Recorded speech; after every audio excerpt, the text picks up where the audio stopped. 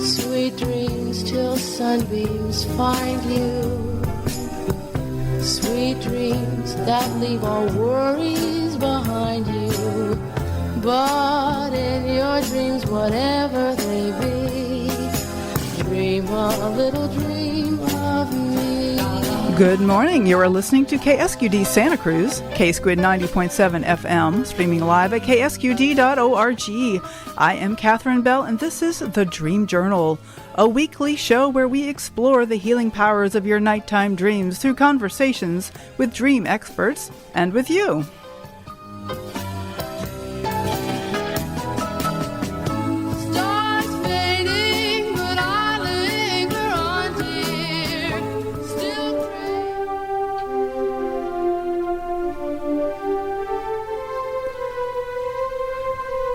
Do your dreams sometimes speak to you about major life transitions?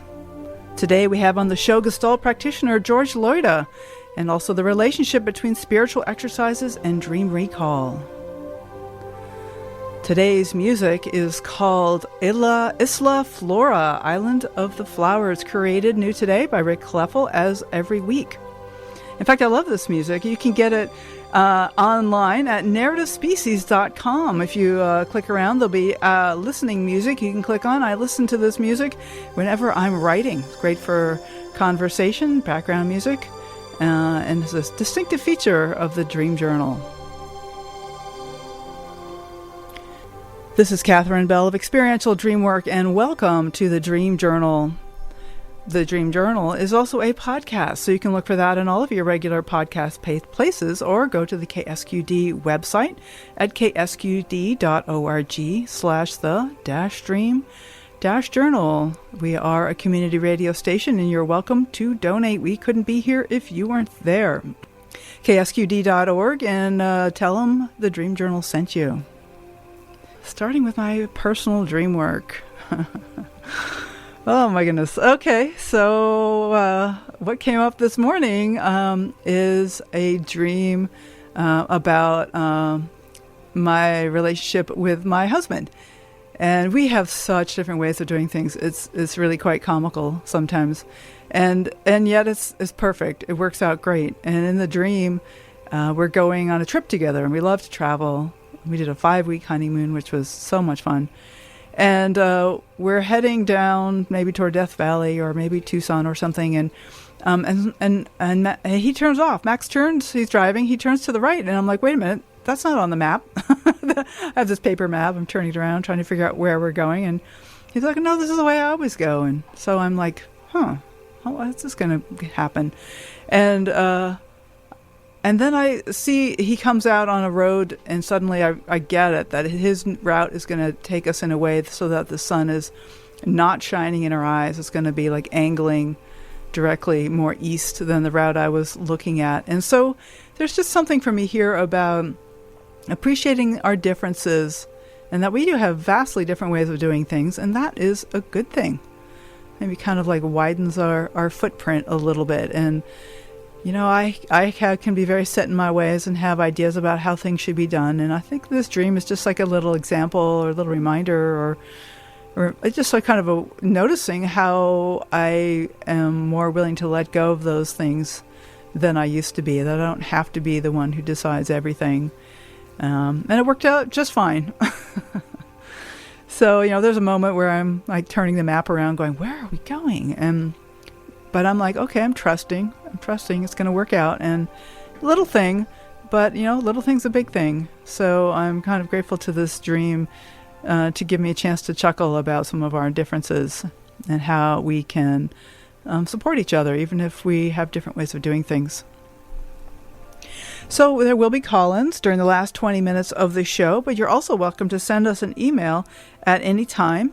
That email is onair, ONAIR, at ksqd.org. And Rick Kleffel is here manning the board, and he will be checking emails.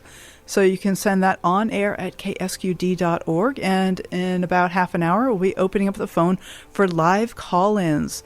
So stay tuned for that. So we have on the show with us today George Leute. George Leute is a psychologist living and working outside of Philadelphia. He has a master's degree in clinical psychology and has worked as a psychotherapist for over 40 years. In 2003, he graduated from the Gestalt Therapy Institute of Philadelphia and finds that Gestalt therapy provides a sense of adventure and aliveness. George is also a 2008 graduate of the Haden Institute's 2-year Dream Group Leadership Training Program. He currently serves as co-chair of IASD's Ethics Committee. George, I'm so glad that you could join me here. I've been I've been working with George for a couple of years now on the IASD Ethics Committee. It's something that I am very passionate about. And George is one of the co-chairs of the Ethics Committee. But, you know, until I invited you on the show, I didn't know all the other things that you do. So I'm excited to talk about Gestalt therapy. And I'm also very interested in some of your ideas about the relationship between spiritual exercises and dream recall. So let's first start with you. Like, where did you first get interested in dreaming? What first got you interested? It's an interesting story that I never remembered a dream in my life until I was about 20 years old. And then I was waken up by a big dream. And at that time, I was 20 years old, and I had pretty much my life planned out ahead of me. I had chosen a particular path, and I was going in that direction. That summer, I was traveling, hitchhiking across Europe, and one night I had the following dream. It was nighttime, and I was walking through the city with my friends. And I said good night to my friends and walked. I had to cross this big intersection, very big intersection. But to get to across it, I had to go down a flight of steps and go underneath the intersection diagonally. So I did that. There was this long, long corridor. And as I got to the end of it, there was a man standing in the way who pulled out a gun and shot me right in the forehead. Oh, wow. And at that moment, my body fell over, but I kind of floated up. And I realized that my body was dead, but I was still alive. Oh, wow. And so I thought to myself, the feeling I had was, this really isn't so bad. I hope my parents aren't going to be upset. Right. Uh-huh. I didn't have a clue as to what it really. Just that it was really a big wake up. And sometimes with dreams, you know, you can't really tell their significance until time has passed, until we've had a chance to reflect after more life experience. But what began to happen around that point in time, the me that had all the plans was no longer there, and new interests and avenues opened up for me, and my life began to take, not immediately at that point, but gradually began to take a very, very different direction.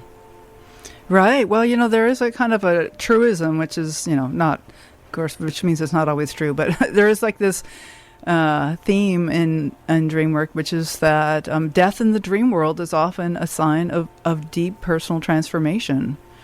And here it was actually the dreamer himself who died. That's really profound. It was to me. Yeah.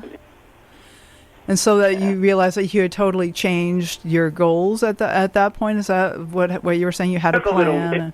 It took a little while. Yep. You know, it was kind of announcing. The dream was, you know, coming ahead of the changes. Yes, as they do. So it took us a year or so before the new path opened up. And is that when you started getting interested in psychology? Is that when because you studied Gestalt and you're a therapist, psychotherapist? Well, it took a little bit longer than that. It was shortly after that I changed my major, became very interested in philosophy and religion. And then after graduating from college, I wound up taking positions in the mental health field. And at the same time, and basically I had really become interested in Eastern spirituality and meditation. So I pursued those pretty rigorously in the beginning in my 20s. And then as I was in training, I had more experiences with dream work and Gestalt Therapy. And that kind of just progressed, and I became very interested in recording my dreams. And I would say from about my mid-20s onward, I started recording my dreams regularly and keeping dream journals. I've got plenty of dream journals in my attic at this point. Oh, yes. Shelves full of them, yes. Yeah, no, and the dream journals have been remarkable in terms of chronicling the themes in dreams. Right. Change over time. Yeah, there is something about the evolution of dreams that I find really fascinating, and that even when we have recurring dreams, there's some way that there's usually some kind of evolution that's happening that we're just not tuning into. So you're talking about your history a little bit, and I just had a question. You mentioned that you were involved in inpatient psychiatry for a while. Yes, for about 10 years. Oh my goodness, 10 years! Wow. So, what was that like? I mean, how did that change you? What did you get from that? Well, it might on the surface sound, pretty stressful, and at times I would say it was, but I learned so much during those years because I had some really good supervisors, some great teachers, and I got to experience a whole lot of different people and different problems, different issues, and including a lot of people who were psychotic and schizophrenic. So it gave me a baseline experience and knowledge that was really helpful. Okay, so the people that work with dreams that are more, or that I'm familiar with, are usually more high functioning, and they just have like a quest for meaning, or maybe there's depression or anger issues and that sort of thing. But these are people with really profound disturbances, it sounds like. Well, actually, Catherine, I wasn't really doing much dream work with them. No, I'm sure there was more basic issues of functionality that you had to deal with, and yet you maintained your interest in dreams throughout this time. Absolutely. In fact, I participated in some dream groups at that time. Continued to journal, and then I would say, in fact, so after I worked in the inpatient psychiatry, I worked in university counseling. Oh, okay. That's a shift. Yeah, it was a shift. And I was there for about 6 years with a very good friend of mine, a psychiatrist. We worked together. We were sort of the mental health outpost at this university. At the same time, I was developing a private practice. And there came a time when I really needed to make a change. And so towards the end of my 6th year there, I had this dream. I was in a big auditorium, sitting in the balcony, and below me there was this black cloth holding a man my age. Did you say black cloth? No, a black coffin. Oh, coffin. Oh my goodness. Okay. A coffin, and it was holding a man who was my age. And so I look around to my right at the other people in the balcony, and I see a group of older, wise women. They're just looking at me, nodding their head affirmatively. So that was another. Again, I don't know that I understood the complete meaning of it at that moment, but it didn't take me long. That was to recognize that this was the end I should have said that the person in the coffin was also a university employee. Oh, just like you, huh? Exactly. So that kind of, and it was shortly after that that I left that position and went into full-time private practice. Okay. Right. So now you've been in Gestalt Therapy for some time in private practice. I take it you're still doing that now, the private practice? Oh, yes. Yeah. Mm-hmm. Okay. So I'm curious. Oh gosh, look at the time. Oh, how about that? It's time for our first break, Okay. So I will come right back to you, George. This is George Leute, and we're going to talk about, a little bit about Gestalt Therapy and also about the idea of how dreams sync up with our major life transitions. We've already had a few examples, and maybe we'll talk some more about that, about ideas about addressing the shadow. My name is Catherine Bell. You are listening to The Dream Journal and The Squid, K-Squid 90.7 FM, streaming live at ksqd.org. Hacer lo necesario en el mundo que sigue cambiando, tumbando sus paredes. Ahí viene nuestro milagro, nuestro milagro, nuestro milagro, nuestro milagro. Hay mariposas, no se aguanten más, hay que crecer, aparte y volver, hacia adelante seguirás, ya son milagros, rompiendo crisalidas, hay que volar, hay que encontrar su propio futuro. Hay mariposas.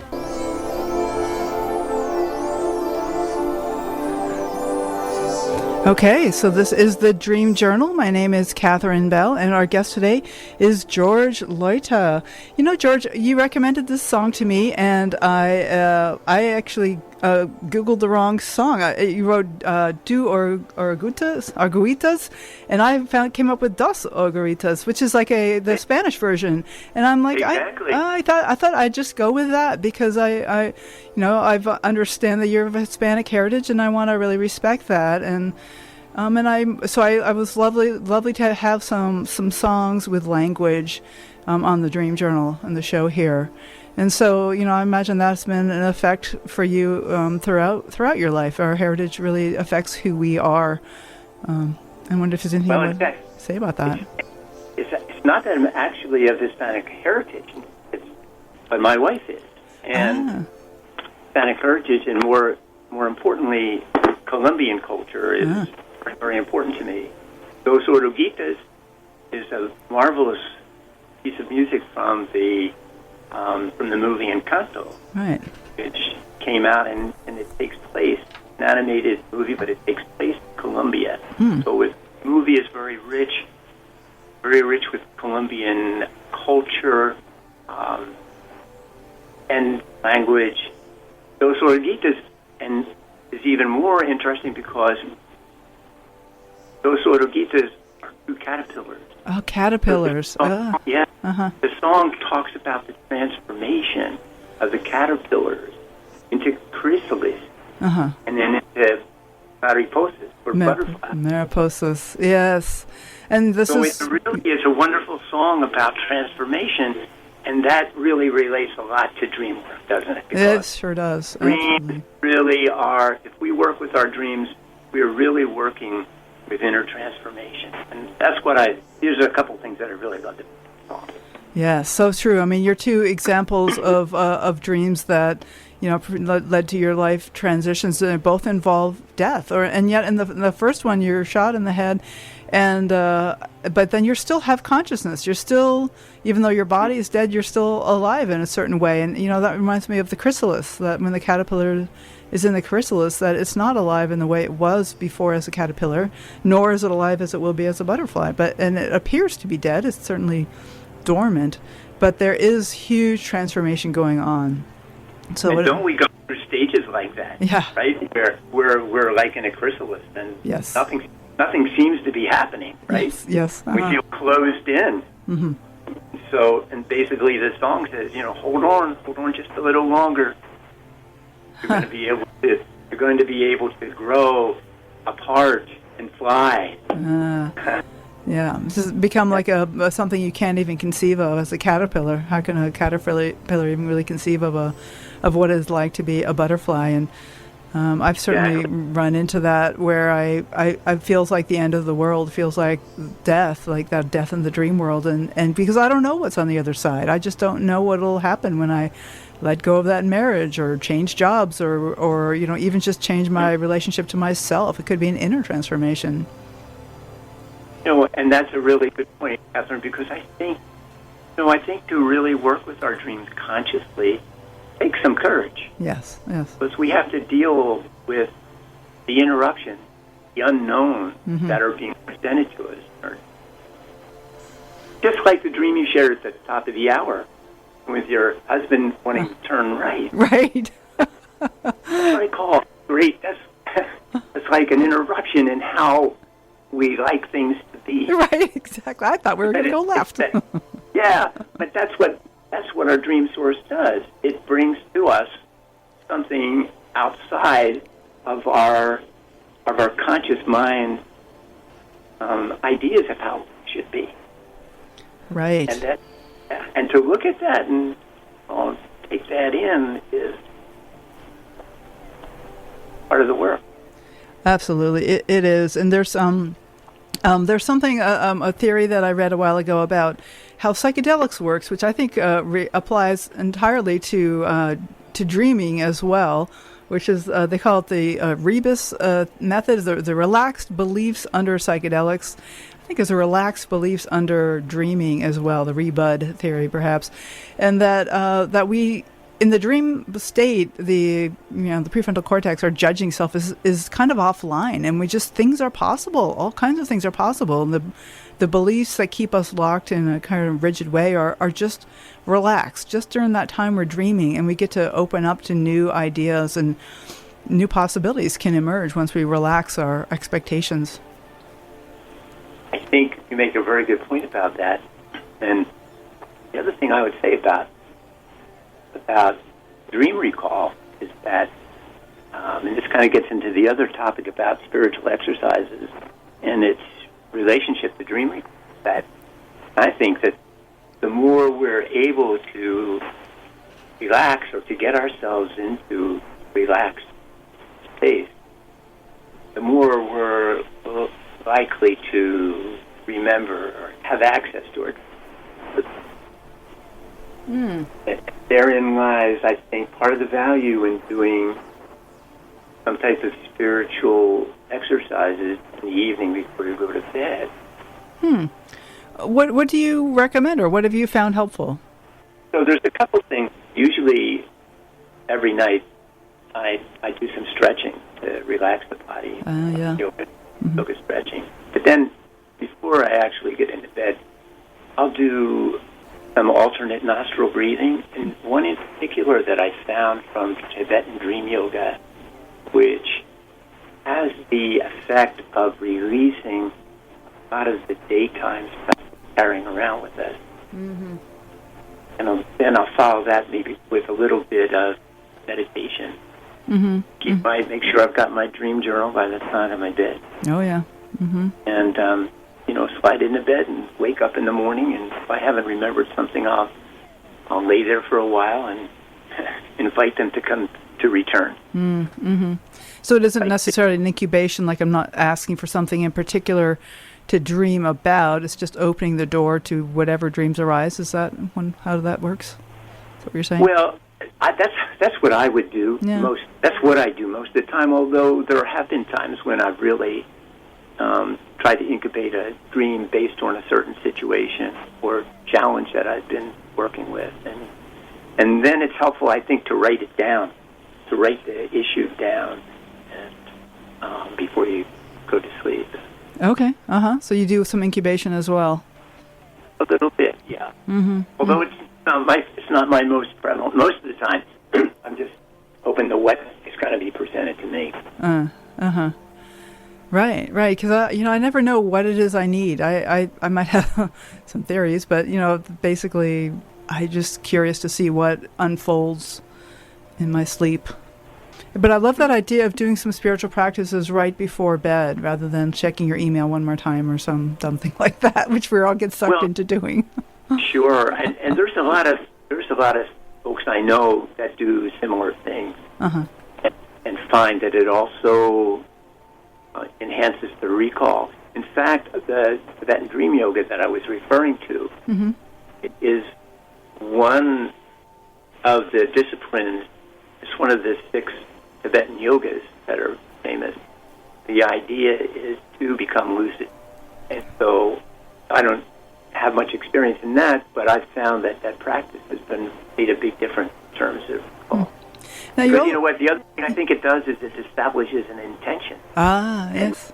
And intention is I think it's about 90% of the trick. So intention in your dreams, is that what we mean, or in waking life? Intention to remember. I see. Okay. Right. Because there's also something that you're talking about. You sent me some information about dream quality, the connection between spiritual practices and the quality of our dreams. Are you talking about having like more peaceful dreams, or? Peace? Catherine, I'm not sure I remember that part. Okay. That's all right.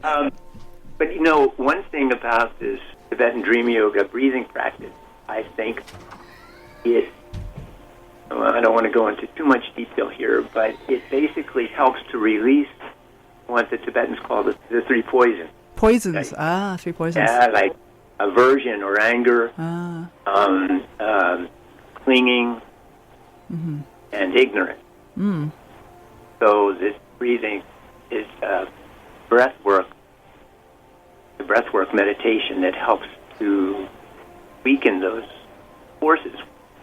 If we think about what we deal with during the daytime, faced with our challenges, there's either situations that we want to avoid, get away from, or ones that we're drawn to, or forgetting that we're connected.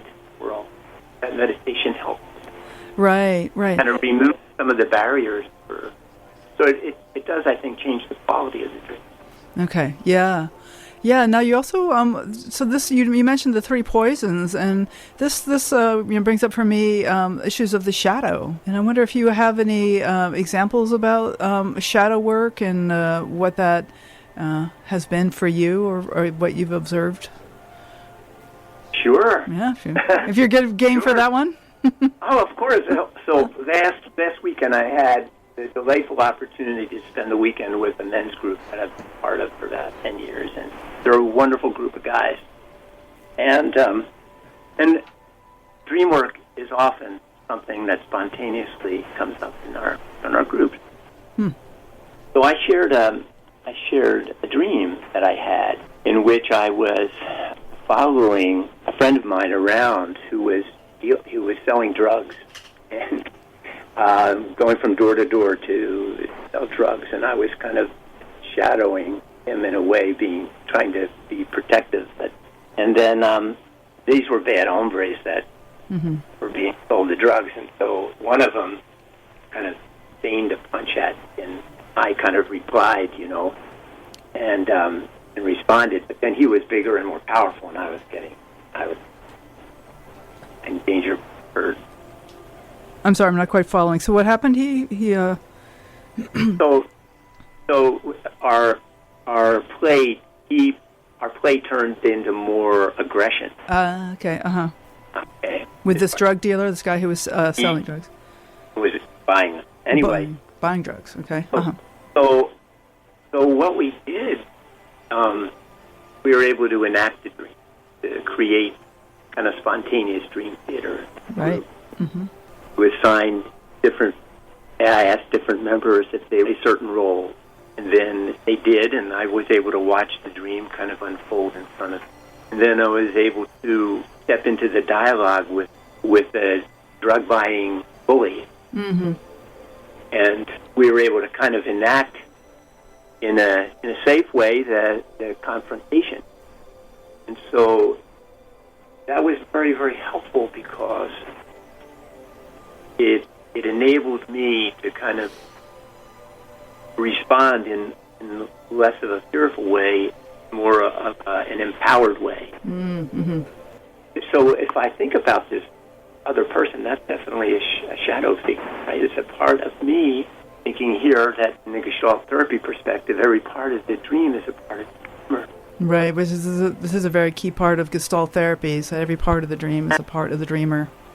Yes, and so this part of me that I was fighting with, is, I won't call it a bully, is a part of me. And so we did the dream enactment, which was very enlivening, empowering. Then over the next few days, I thought more about that aspect of myself that are, I might call codependent. So there's a way of, that was definitely a shadow thing. Right, but then you were able to feel strong around this character rather than intimidated, and that was part of the result of the enactment. Is that what I hear you saying? Yes. Yeah. Right. All right. Because there is something about buying drugs that I always think of like the chemicals in our body relating to strong emotions as being kind of drugs. And that like hit of anger can be very much a rush. It can be like a drug kind of rush, or of there's different ways that emotions kind of, for me, feel like drugs. Yeah. Yes. So George, this is George Leute, and I'd like to open up the phones. We got Tony Russimano standing by, ready to take calls. Yes, he's like pointing at me. He's like, yes, come on.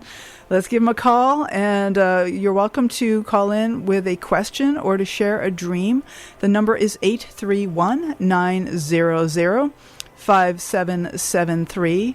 You're listening to the Dream Journal, and I'll say that number one more time, 831-900-5773. My name is Catherine Bell. Somewhere over the rainbow, bluebirds fly, and the dreams that you dream of, dreams really do come true.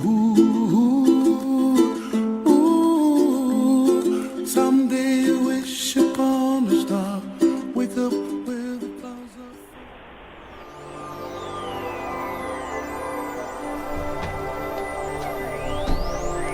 All right, this is the Dream Journal. My name is Catherine Bell, and this is the Squid, K-Squid, 90.7 FM, streaming live at ksqd.org, and also over the airwaves in the Santa Cruz area at 90.7 FM. And our guest today is George Leute, Gestalt therapist from the Philadelphia area, and the phones are open. So if you want to give us a call, you're welcome to call in. That number is 831-900-5773. We also have email. Rick's checking our emails to see if we got anything. The address is onair at ksqd.org, ONAIR at ksqd.org,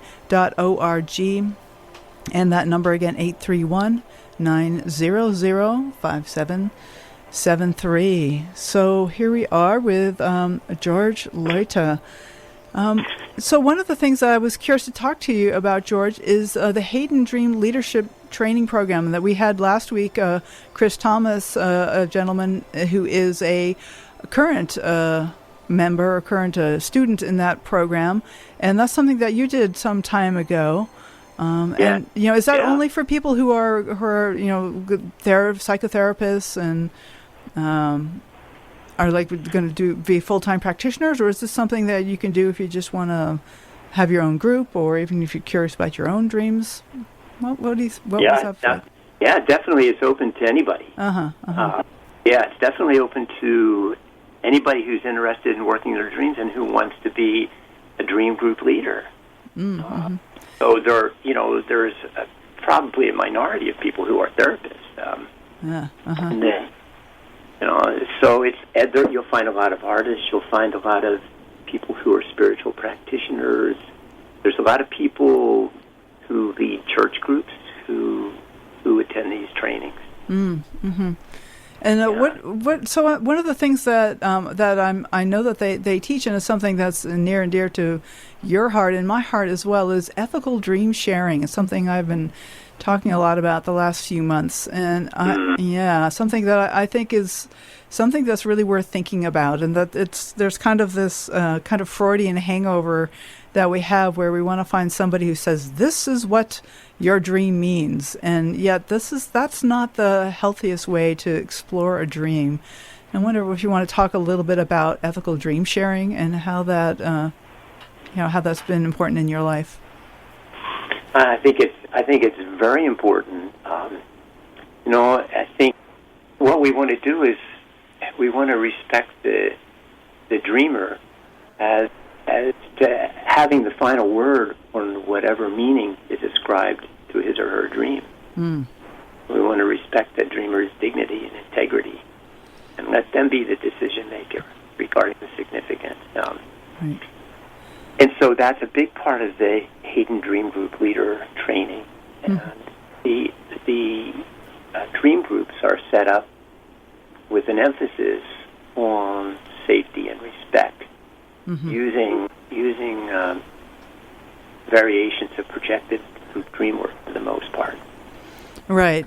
Well, there's, that's by projective dream work. That's usually what they mean by the if it were my dream approach, that you start by, rather than saying what your dream means, you say, well, if I were to imagine this were my dream, this is what it might mean to me. It's just a very respectful way of offering an idea that way the dreamer can then take it or leave it. Exactly. And or think about it, or take it under advisement and see what happens. And there is something magical that happens in groups, is that we really do get to take on each other's dreams, and that I get to feel into those supportive moments that my dreamers feel, and I do get to kind of take on the image and the feelings of those dreams. What are some other tips that you would say around ethical dream sharing that you found to be important, George? Well, that's a good point. Well, I think the main one is being careful not to project onto the dreamer our own stuff. Right? I think we're all going to have reactions to the dream that's presented. We might have a strong reaction, and we may think we know what it means. And we might be able to kind of suggest that by way of if it were my dream. But ultimately, we want to leave that with the dreamer. I think we also, I think the leadership, the person who's the dream leader, has the responsibility to set the example for that in the dream group. Right. And even to hold the line if necessary. Yeah. And I would say to resist the projections of the group onto the dream leader as some sort of expert. Yes. Right. Well, it's a funny thing. My dream at the top of the hour is like to be wary of my own projections onto myself as the leader. It's like I try to think of myself more of a container, facilitator, but sometimes I go, well, I'm the leader. So, and that's easy to do and something to be careful about. I think it's a tension that as dream group leaders we have to carry. Yeah. With that, tendency to, based on our experience, say something, but at the same time be careful as to how that might unduly influence somebody. Yeah. Well, it's definitely a tricky thing. There's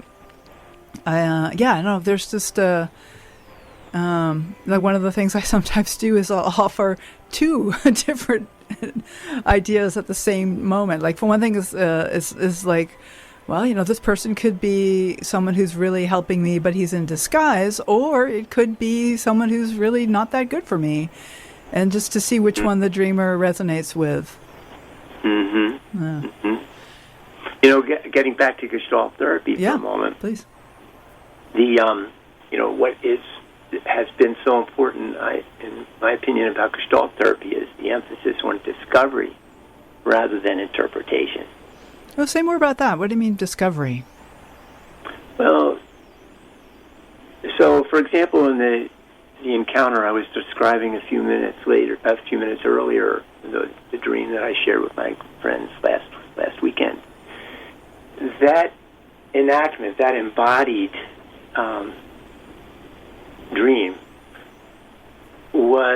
it presented me with an opportunity to discover meaning in it by virtue of my participation and participation of others.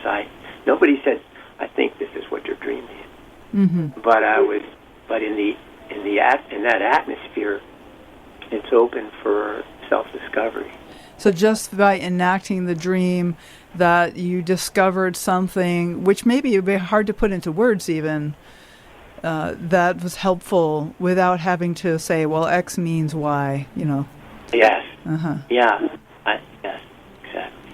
Right. I mean, tell me a little bit more about the Gestalt approach with, so that this sense of discovery, like one of my little favorite phrases lately has been, I can find a dream meaningful without needing to know what it means. I think that's great. I like that. I like that very much. Yeah. Well, Go ahead, please. So, I think that working with dreams from a Gestalt Therapy perspective, and I will say that it's just one approach. There are so many, as you know, so many different approaches to working with dreams, so many theories. Gestalt Therapy just presents one approach, and it is, I would say, is compatible with a lot of other ones, but it's certainly not the only one. Mm-hmm. And I think with Gestalt Therapy, we want to do two things. We want to come into the present moment of the dream. Mm. There's a process of present-ification. Present-ification, like as in coming into the present? Exactly. Present-ification. Yes. And vivification. Vivification. So we want to come into the present and vivify. Okay, so we do that there's a lot of different ways to do that. The first one is telling the dream first person present. First person present, yes. Yeah. Uh-huh. And slowing it down. So take the time to re-experience awareness. Yeah, there's something inherently powerful about going slower. It is, yeah. And then imagining it as if it's happening. Yeah. These are not just for Gestalt Therapy practitioners, but I think they're really helpful hints in working with anything. Yeah. There's such a push to go faster in this world, and that and I'm really pondering the word vivify. That word, like making something vivid, is something we all know. It means like it's very intense, but it comes from the root of life. Vivify, like vitro, in vivo. Yes, exactly. That life. Yes, presentification and vivification and slowing down. So those are some of the principles. Yes. And then there's several approaches that come out of Gestalt Therapy, right? Mm-hmm. There's enacting the dream, which is playing different parts of so we recognize parts of ourselves. Playing other different parts of the dream that we recognize as parts of ourself. Did I get that right? No, I'm saying to embody or pretend, take on a role, one of the dream figures. Okay. Become that dream figure, and speak from that point of till we recognize that as, or still we're able to see how that might what relationship it might have to the dream. Yeah. So taking on one of the characters is kind of is what you're talking about. Checking out becoming one of the dream characters, and I would say that it should always be the dreamer's choice whether to do that or not, because often there are very I don't know, very unpleasant characters that we might not want to, or might not be ready to take on. And I think it should always be the dreamer's choice whether they take on that role or not. But it is an option. I would agree with you too. Yeah. We might see as a dream leader, we might say, "Oh, there looks like there's a lot of potential to play that one." Yes. But it might not be the dreamer's choice for desire to do that, and then we've got to be respectful of that.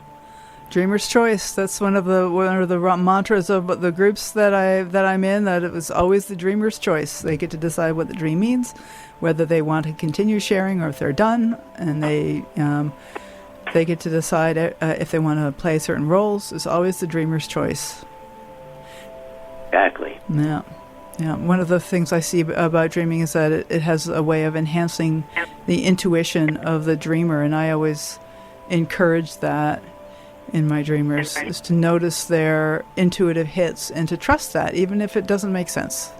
You mean sort of like getting out of the thinking mind? Yeah. The intuition. I'm thinking of that dream you shared at the very beginning of the show of being shot in the head. You weren't shot in the heart or in the gut or the foot or anything. It was the head. And so I'd be curious, like, what is it about the head in particular that is being shot? Mm-hmm. Yeah.